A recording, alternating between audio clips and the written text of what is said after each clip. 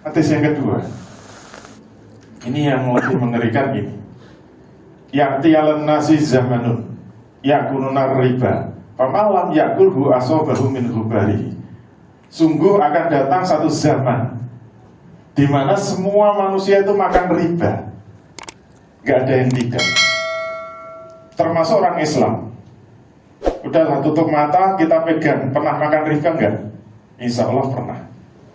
Saya sudah keliling-keliling Indonesia, dari Sabang sampai Merauke. Kalau ketemu pengajian, selalu saya tanya, Bapak Ibu sekalian, siapa yang belum pernah terlibat riba? Tolong tunjuk jari. Yang belum pernah terlibat riba. Nggak ada yang berani tunjuk jari. Berarti semua terlibat riba. Dan Nabi meneruskan, famalam yakulhu asobahu min hubarihi. Siapa yang mengaku tidak makan riba pasti terkena debu-debunya riba. Minimal terkena debu-debunya riba. Tapi debu riba itu mengerikan. Nah, pertanyaannya, kenapa umat Islam banyak terlibat riba? Kira-kira jawabnya apa? Saya tantang itu. Tahu riba itu haram? Tahu. Kenapa masih mengambil riba? Ya, riba-riba sedikit kan nggak apa-apa, haram-haram sedikit nggak apa-apa. Alasannya begitu kan. Maka saya tantang. Pernah baca Al-Baqarah 275? Pernah. Isinya apa? Ternyata isinya cuma yang di stabilo ini. Wa halallahu al-bai'a wa harrama riba. Semua hafal kan? Wa halallahu al-bai'a wa harrama riba. Allah telah menghalalkan jual beli dan mengharamkan riba. Orang Islam itu sekarang kalau ditakut-takuti haram udah gak ngefek. Allah haram nanti juga bisa tobat. Haram-haram dikit gak apa-apa. Maka saya tantang, mau nggak saya baca Al-Baqarah 275 ini lengkap dari awal sampai akhir? Mau nggak? Mau? Saya yakin nanti malam nggak bisa tidur. Kita buka. Ini ada 5 kalimat ya dalam satu ayat. Ayat pertama saja sudah mengerikan. Ini pembukaan ya. Alladzina ya'kuluna riba la yakumuna illa kama yakumul ladzi yatakhabbathu syaitanu minal mas. Orang-orang yang makan riba itu tidak dapat berdiri, melainkan seperti berdirinya orang yang kerasukan setan. Kerasukan setan. Saya kalau kesini mati. Mungkin kerasukan setan. Lantaran menderita penyakit gila. Yang menarik dari ayat ini apa? Yang saya stabilo itu kan. Agak kurang yang dikit. Harusnya layakumuna, tidak dapat berdiri. Kenapa menarik? Apa hubungannya makan riba dengan tidak dapat berdiri? Pernah lihat orang tukang makan riba nggak bisa berdiri? Pernah lihat? Nggak pernah kan? Justru tukang makan riba kan gagah-gagah. Bajunya bagus, mobilnya mewah. Siapa? Pegawai bank. Mohon maaf. Tapi kenapa Quran mengatakan orang yang makan riba itu tidak dapat berdiri? Hubungannya apa? Makan riba dengan tidak dapat berdiri. Ini penjelasannya harus dari Al-Quran. Ini bukan perut saya ya. Awas, saya langsing. Dulu langsing, sekarang langsung. Ada penjelasan dari Rasul. Ini terjemahan panjangnya ya. Pada waktu aku dimi'rajkan ke langit, aku memandang ke langit dunia. Ternyata di sana terdapat banyak orang yang memiliki perut seperti rumah-rumah yang besar dan telah doyong perut-perut mereka. Mereka dilemparkan dan disusun secara bertumpuk di atas jalur yang dilewati oleh para pengikut Fir'aun. Diinjak-injak pengikut Fir'aun. Mereka diberdirikan di dekat api neraka setiap pagi dan sore hari. Berarti belum kiamat. Ini masih siksa kubur ya, baru pemanasan. Mereka berkata, wahai Rabb kami, jangan pernah terjadi kiamat. Wahai Rabb kami, jangan pernah terjadi kiamat. Wahai Rabb kami, jangan pernah terjadi kiamat. Berarti belum kiamat. Kemudian Nabi bertanya kepada Jibril, wahai Jibril, siapa mereka? Jibril menjawab, mereka adalah para pemakan riba dari kalangan umatmu. Berarti umat Nabi kan, umat Islam. Kemudian Jibril mengutip ayat tadi yang saya kasih merah ini. La yakumuna illa kama yakumul ladzi yatakhabbathu syaitanu minal mas. Yang mereka tidak dapat berdiri melainkan seperti berdirinya orang yang kerasukan setan lantaran tekanan penyakit gila. Sudah tahu jawabannya? Kenapa nggak bisa berdiri? Perutnya membesar sebesar rumah. Terus rumahnya sebesar apa? Ya tergantung kreditnya kan. Kalau tipe 70 ya 7 kali 10 meter. Tapi isinya ternyata bukan rumah. Isinya bukan rumah. Kalau di kuburan ada rumah kan enak, bisa diwarisi. Intinya adalah,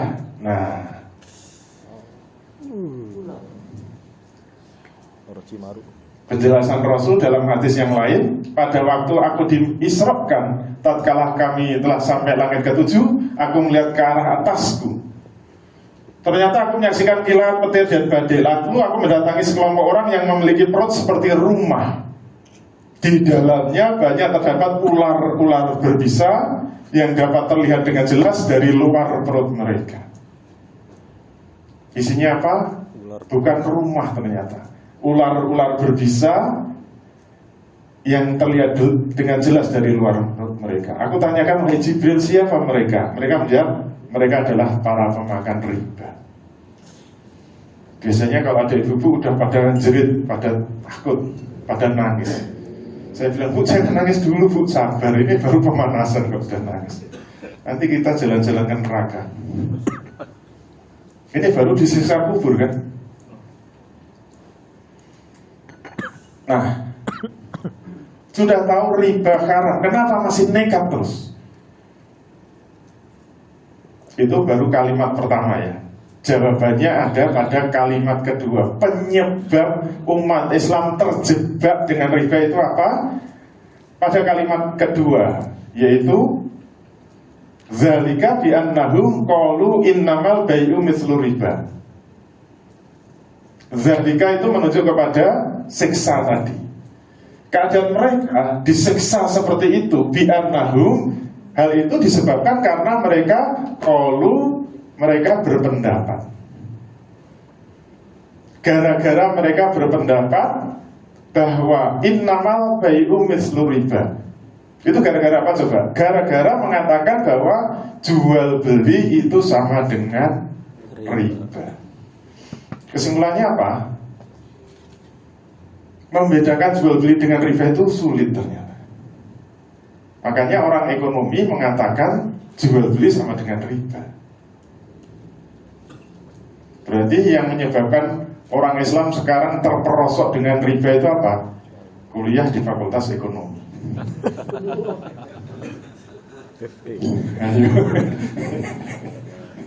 Yang alumni SE siapa? Kalau saya SEI ya. Ada I-nya. I-nya apa? Insya Allah Islam. Biasanya saya jelaskan mengikuti teori ekonomi, tapi saya bikin yang sederhana saja. Penjelasan ekonominya gimana? Penjelasan sederhana. Kalau pakai penjelasan ekonomi, biasanya saya pakai circular flow of economic. Misalnya saja, kita punya modal 10 juta. Terus kita gunakan untuk bisnis, oke?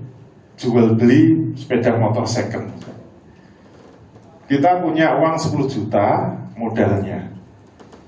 Kita bisnis sepeda motor bekas. Kita beli 10 juta, kita jual 11 juta. Untungnya berapa? 1 juta. Modalnya 10 juta, untungnya 1 juta. Oke, apa bedanya? Kita punya modal 10 juta, kemudian diutangkan kepada orang lain 10 juta, kembalinya 11 juta. Modalnya berapa? 10 juta, untungnya berapa? 1 juta. Sama apa beda? Beda. Kalau orang ekonomi kan bilangnya sama. Itulah yang diabadikan oleh Allah. Dzalika bi annahum qalu innamal bai'u mithlu riba. Gara-gara teori ini, semua orang Islam mengatakan jual beli sama dengan riba. Itu apa bedanya? Modalnya sama-sama 10 juta, untungnya sama-sama 1 juta. Gak ada bedanya kan? Maka langsung dikunci oleh Allah, wa ahallallahu al-bai'a wa harrama riba. Kalimat ketiga, Allah telah menghalalkan jual beli dan mengharamkan riba. Makanya kita harus tahu riba itu apa. Nanti dalam belajar muamalah selalu dibedakan takrif lughawi dengan takrif syar'i. Takrif lughawi secara bahasa, riba itu apa? Ziyadah, tambahan. Makanya jangan tergesa-gesa mengatakan setiap ada tambahan itu riba, setiap ada tambahan riba. Itu baru makna bahasa. Secara syar'i, riba itu apa? Ini saya kasih definisi yang paling panjang ya, yang lengkap. Ar-riba huwa kullu ziyadatin, setiap tambahan. Nah, sampai di sini masih sama dengan makna bahasa. Kullu ziyadatin, setiap tambahan li akadil muta'aqidaini, dari salah satu pihak yang berakad fi akdil mu'awadati, dalam akad mu'awadah. Akad mu'awadah itu akad jual beli atau tukar menukar. Min ghairi muqabilin, yang tidak diberi kompensasi. Jadi maksudnya apa? Riba ini muncul karena tukar menukar barang ribawi, yang satu minta ditambah, yang satu tidak. Berarti terjadi tafadul. Yang satu minta dilebihkan. Nah, itulah disebut riba fadl. Riba fadl. Itu makna pertama. Yang kedua mulai di sini. Wa az-ziyadatu fi muqabilil ajli. Tambahan karena kompensasi dari waktu atau masa menunggu. Jadi minta tambahan mengikuti waktu pinjaman, yang disebut apa? Tenor.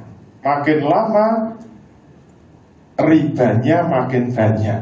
Makanya disebut riba waktu, riba masa menunggu. Bahasa Arabnya apa?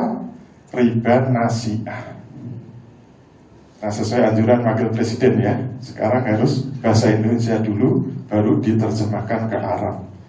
Sekarang nggak zamannya Arab diterjemahkan bahasa Indonesia, karena orang Arab harus belajar ke Indonesia, karena nabinya dari Indonesia, Islamnya Islam Nusantara. Mantap. Hidup Nusantara. Ada nabi baru. Orang Arab harus belajar ke Nusantara. Nanti orang Arab ada pakai badik gitu, ontanya tapi.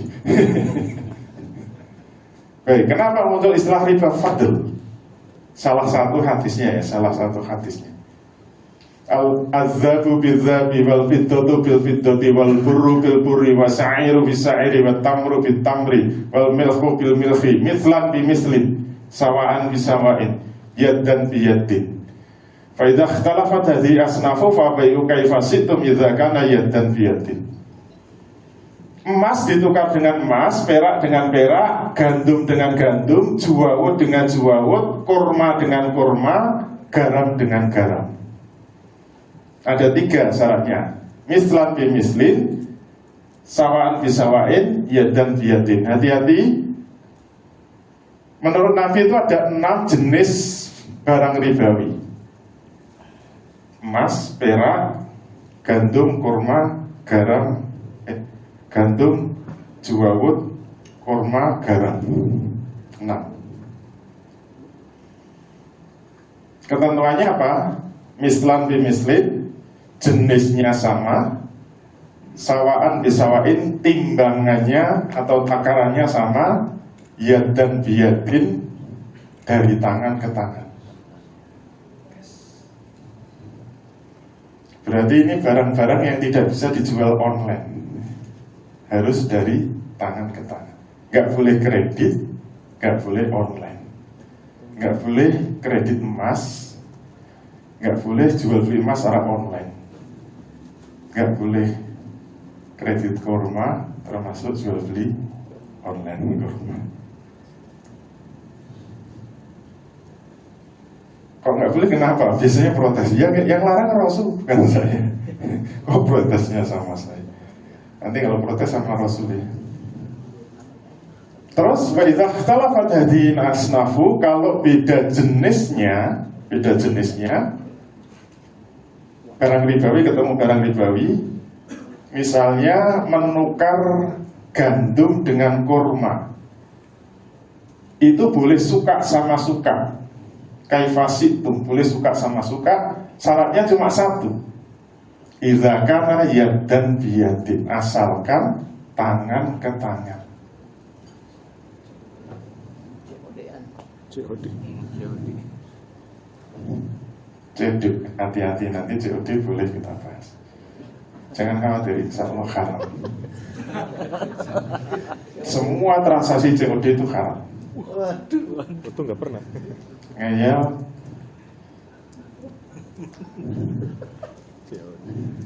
Nanti kita dalili. Penjelasan hadis, ada 6 jenis barang ribawi: emas, perak, gandum, zuhad, kurma, garam. Termasuk uang kertas itu dikiaskan dari emas dan perak. Jika barang ribawinya sejenis, maka harus sama dan setimbang. Misalnya 10.000 ditukar di pinggir jalan harus 10.000. Jangan cuma terimanya 95.000. Selisih 5.000 ya, itu riba.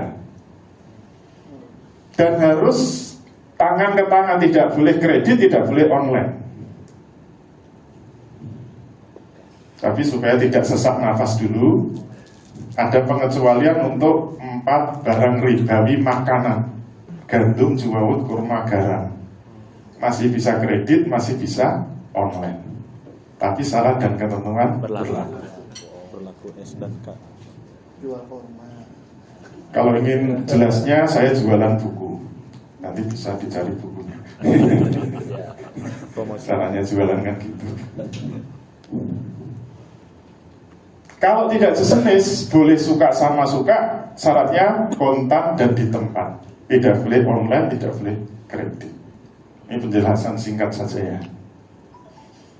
Yang kedua, riba nasi'ah, yaitu aziyadatu fi muqabilil ajli.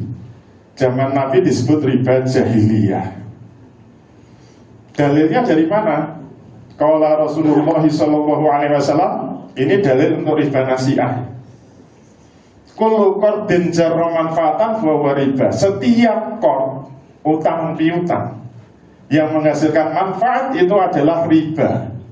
Setiap utang piutang yang menghasilkan manfaat itu adalah riba. Jadi tidak harus disebut riba. Ternyata bahasa Arabnya manfaat dari utang piutang, kalau kita lihat literatur Arab sekarang di bank syariah namanya apa? Faedah. Jadi kalau bahasa Indonesia bunga, bahasa Inggris interest, bahasa Arabnya faedah. Bagus semua kan? Bagus. Karena yang ngasih nama setan. Bunga bagus karena perempuan kan? Bunga itu perempuan. Kau tahu? Karena istrinya Pak Nga. Nama lengkapnya kan Ngadio. Ngademin. Ngadimin. Istrinya dipanggil Bunga, Bunga diem.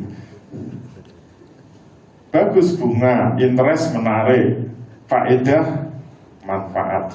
Bagus-bagus. Dalil berikutnya kadang-kadang dipakai nama apa? Hadiah. Hati-hati loh. Nanti kalau dapat hadiah karena nabung di bank, teman saya ada ya, nabung diundi dapat mobil. Wah, sujud syukur. Semua ngasih ucapan selamat. Saya diem aja. Tersinggung dia, Pak Cotro kok nggak ngasih ucapan selamat. Ibu-ibu kan, iya Bu, selamat ya, selamat masuk neraka. Marah dia, kok bisa? Ini dalilnya. Idza akrada fala ya'khudh hadiyatan. jika kamu memberi pinjaman, menabung itu memberi pinjaman ya, memberi kok diberi hadiah, itu tidak boleh. Janganlah kamu menerima hadiahnya. Riba fin nasiyah, riba itu bisa muncul karena masa menunggu. Ala innama riba fin nasiyah, ingatlah sesungguhnya riba itu muncul karena masa menunggu. Makin lama makin gede ribanya, itulah yang disebut riba nasiyah. Nasiyah dari kata nasa'a, masa menunggu. Hadis berikutnya, nah hati-hati, tidak harus dalam bentuk uang, bisa dalam bentuk barang. Dari Abu Burdah bin Musa, aku datang ke Madinah dan bertemu dengan Abdullah bin Salam. Dia berkata, innaka bi'adir riba biha fasid, idza kana laka ala rajulin haqqun fahda ilaika khimla tibni au khimla sa'irin au khimla qattin fala ta'khudhu fa innahu riba. Kamu itu hidup di dalam sebuah negeri di mana riba tersebar luas. Karena itu jika salah seorang berutang kepadamu dan dia memberikan sekeranjang rumput, sekeranjang gandum, sekeranjang jerami, janganlah kamu terima, karena itu adalah riba. Nanti istrinya dikawal ya. Biasanya ibu-ibu utang ke tetangganya 1 juta, terus mengembalikannya 1 juta plus semangkok sayur. Nah, itu semangkok sayur riba. Jangan khawatir, masuk neraka. Ini yang paling lengkap ini ya. Tidak hanya uang, tidak hanya barang, tapi juga jasa. Hati-hati. Ar-rajulu minna yuklidu akhahul mala fayuhdilahu. Qala Rasulullah sallallahu alaihi wasallam, idza aqrada ahadukum qardan fa'da lahu aw hamalahu 'ala dabbati fala yarkabha wa la yaqbalhu illa ayyakuna jara bainahu wa bainahu qabla dzalik. Seorang laki-laki dari kami pernah meminjamkan qard ya, harta kepada saudaranya. Lalu saudaranya memberi hadiah kepada laki-laki itu, hadiah.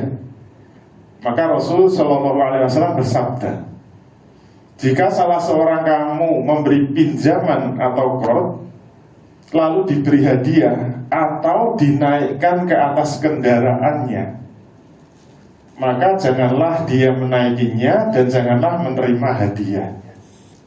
Jadi tidak cuma barang, tidak punya uang, bonceng aja nggak boleh. Misalnya saya sama Pak siapa? Pak Ferdi. Pak Ferdi utang saya 1 juta. Terus saya pulang mau ke bandara. Kebetulan rumahnya dekat bandara. Saya bonceng ya. Nah, itu boncengan riba. Ojek riba. Ojek riba. Kalau bayar nggak apa-apa, kalau gratis, nah itu riba. Atau Pak Ferdi utang ke saya 1 juta. Nanti habis Jumatan saya minta pijet, tolong dong dipijeti. Nah itu pijetan riba. Sudah mulai sesak nafas. Nanti kalau ada yang pingsan, angkat tangannya. Lambaikan tangan ke kanan. Tapi ada pengecualiannya. Ada yang belum saya baca. Pengecualian terakhir. Ini ada istisna, pengecualian. Illa ayyakuna jaro bainahu wa bainahu qabla dzalik. Alhamdulillah. Kecuali hal itu sudah biasa berlangsung sebelumnya. Kalau bertetangga ya sudah biasa ngasih apa? Sayur. Kok utang ditambahi sayur itu bukan riba. Sudah biasa bonceng-boncengan, kok ditambahi boncengan bukan riba. Sudah biasa pijet-pijetan, nanti kalau utang minta dipijeti, itu bukan riba. Jadi sebelum saling utang piutang silakan pijet-pijetan.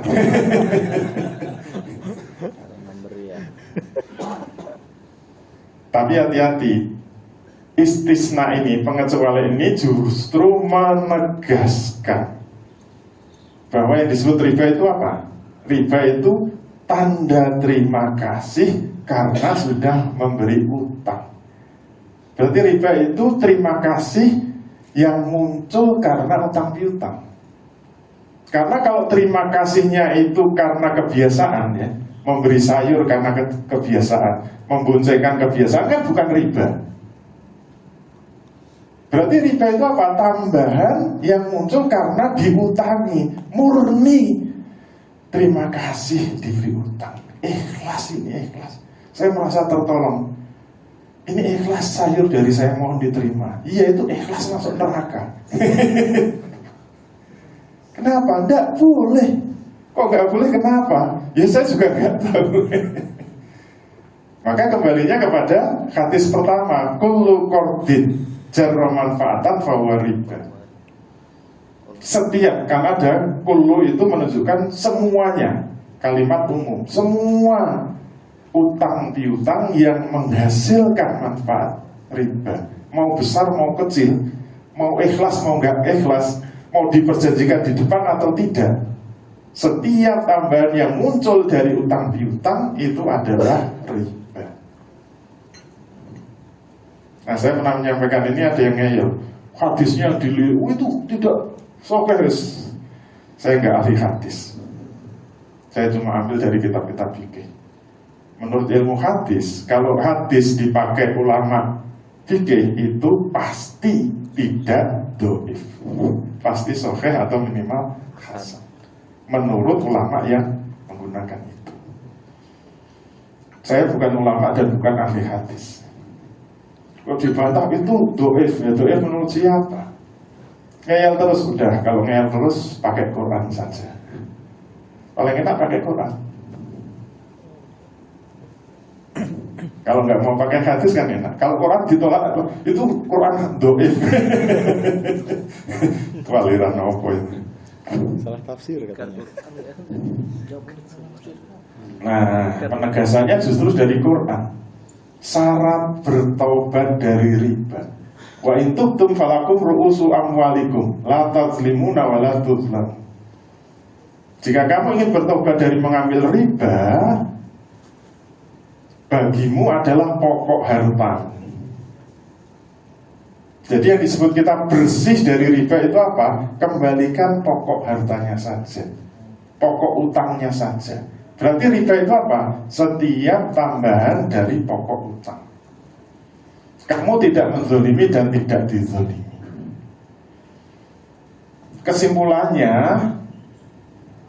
riba nasiah itu zaman modern sekarang ini adalah bunga bank. Bahasa Inggrisnya interest, bahasa Arabnya fawaidul bunuk. Fawaid itu jamak dari faidah, bunuk itu bank. Berarti faedah bank. Bunga bank itu riba nasiah bentuk modern. Tapi gak usah khawatir, karena temannya banyak. Nah, ini temannya.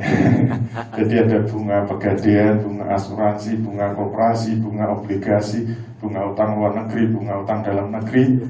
Dan biasanya disebut bunga riba itu cuma nomor 7. Kasihan itu. Bunga rentenir. Kalau Jogja itu istilahnya bank legit atau bank didil. Bangke, bank keliling. Kasihan. Padahal temennya banyak yang gede-gede. Terutama bunga utang dalam negeri dan luar negeri. Pernah lihat APBN Indonesia tahun 2022? Untuk membayar bunga utang berapa? Yang ditanggung APBN 405 triliun. Itu bayar bunga saja loh itu. 405 triliun. Itu belum bayar pokoknya. Itu sudah melampaui anggaran pendidikan, anggaran kesehatan, anggaran TNI, anggaran Polri, kalah dengan bunga utang. Untuk bayar bunga aja dibilak-bilakin. Khawatir banget masuk surga. Nah, sekarang kita lihat isi nerakanya. Yang enteng-enteng dulu ya, jangan langsung berat nanti langsung pingsan. Qala Rasulullah sallallahu alaihi wasallam, dirhamur riba ya'kuluhu rajulu wa huwa ya'lamu asaddu min sitatin wa salasina zanzatan. Kata Nabi, 1 dirham yang dimakan oleh seseorang dan dia tahu bahwa itu riba, dosanya lebih berat dari 36 kali berzina. Zina itu dosa besar ya, apalagi 36 kali. Padahal itu cuma 1 dirham ya. 1 dirham itu mungkin sekitar 60.000 lah, 60.000, 70.000. 60.000 loh itu. Kalau zina berapa coba? 80 juta ya. Mana saya Mantan artis. Udah nggak usah dirasani, udah meninggal.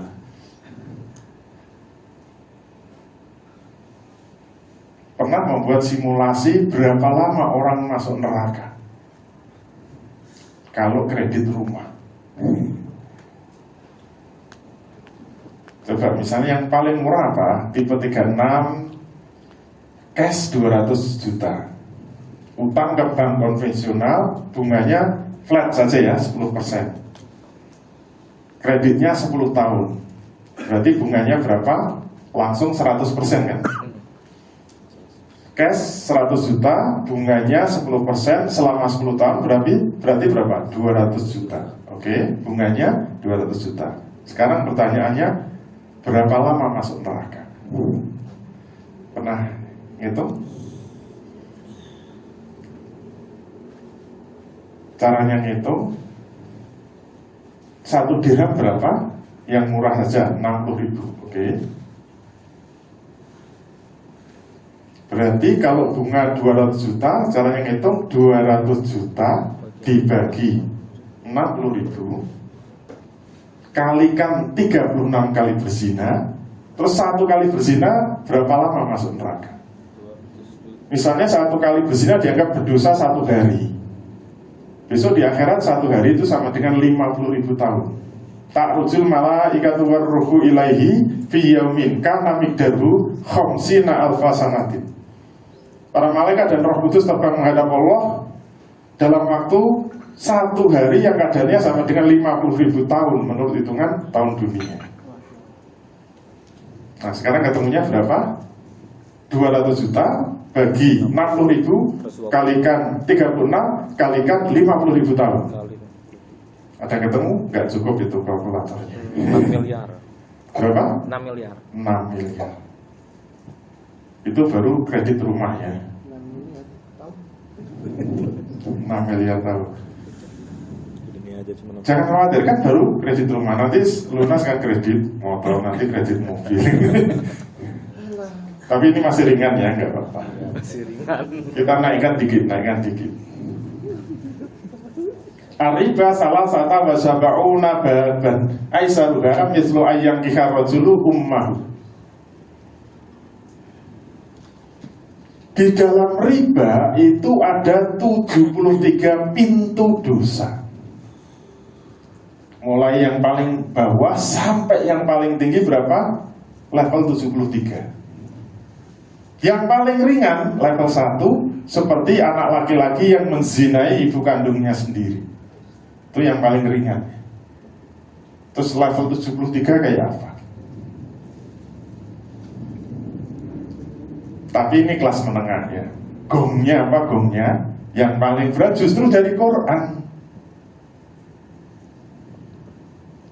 Penutup Al-Baqarah 275 tadi. Yang paling berat bukan dari hadis. Mungkin hadisnya di doif-doifkan. Biasa kan kalau nggak suka sama hadis di doif-doifkan. Langsung aja dari Quran. Penutup Al-Baqarah 275. Makanya saya bilang, kalau ayat ini dibaca sampai selesai, nggak bisa tidur.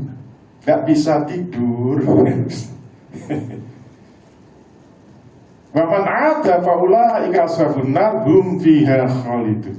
Waman ada, barang siapa yang mengulangi mengambil riba, sudah tahu itu haram, ngeyel terus, dikasih tahu tetap ngeyel terus. nggak mau bertobat, faulaika ashabun nar, mereka itulah penghuni-penghuni neraka, hum fiha khalidun, dan mereka kekal di dalam. Kalau 6 miliar kecil kan? Selama-lamanya. Ada yang lebih berat dari selama-lamanya? Sama kayak mati kafir kan? Berbuat dosa, berbuat maksiat yang bisa menyebabkan masuk neraka selama-lamanya itu apa? Makan riba. Gak main-main. Oleh karena itu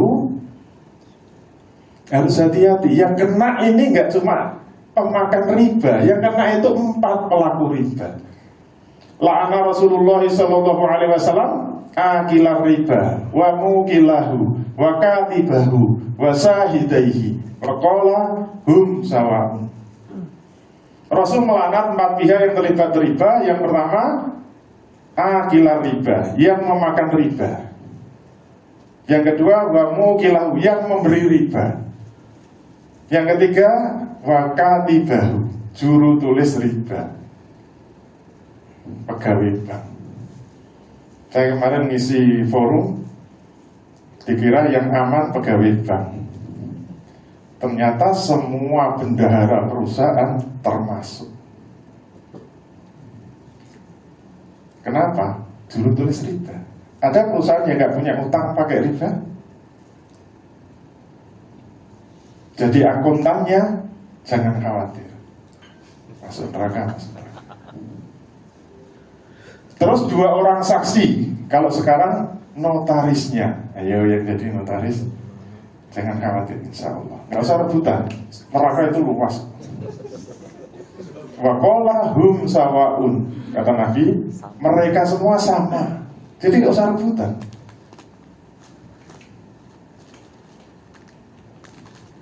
Nah, saya keluarkan pedangnya. Kalau ngeyel terus gimana? Ini sudah putus asa berarti. Kalau udah ngeyel, kita keluarkan pedangnya. Al-Baqarah 278-279. Ya ayyuhalladzina amanu. Ini ayat yang menyebut iman sampai 2 kali. Jarang loh ayat itu nyentuh iman sampai 2 kali. Ini saking sayangnya Allah dengan keimanan kita. Ya ayyuhalladzina amanu, wahai orang-orang yang beriman, wahai orang yang masih yakin, ittaqullaha, takutlah kamu kepada Allah. Takutlah kepada Allah. Ittaqullaha, bertakwalah kamu kepada Allah. Wa dharu ma baqiya minar riba, tinggalkanlah sisa-sisa riba. Mau banyak mau sedikit, tinggalkan semua sisa-sisa riba. In kuntum mu'minin, jika kamu masih punya iman. Nah, imannya disentuh 2 kali. Syarat kamu itu punya iman apa? Tinggalkan semua sisa-sisa riba. Fa ilam taf'alu, kalau kamu tidak mau melakukan itu, ini sudah terakhir ini.